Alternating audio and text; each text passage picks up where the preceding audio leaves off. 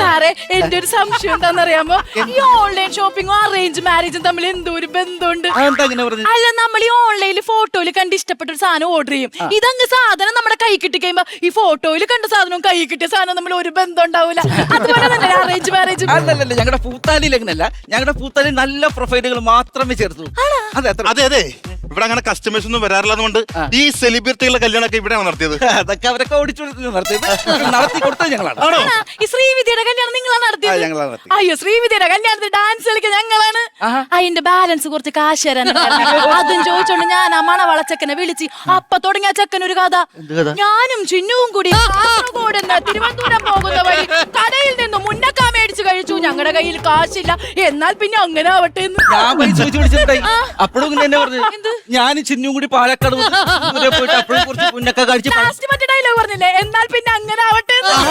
ഇതിനും മാത്രം ഉന്നക്ക കൊച്ചിലെ എവിടെ ഇരിക്കണം ചോദിക്കണമെന്ന് വിചാരിച്ചു, പക്ഷേ ഈ ഷെഡ്യൂൾ വന്നിട്ടില്ല.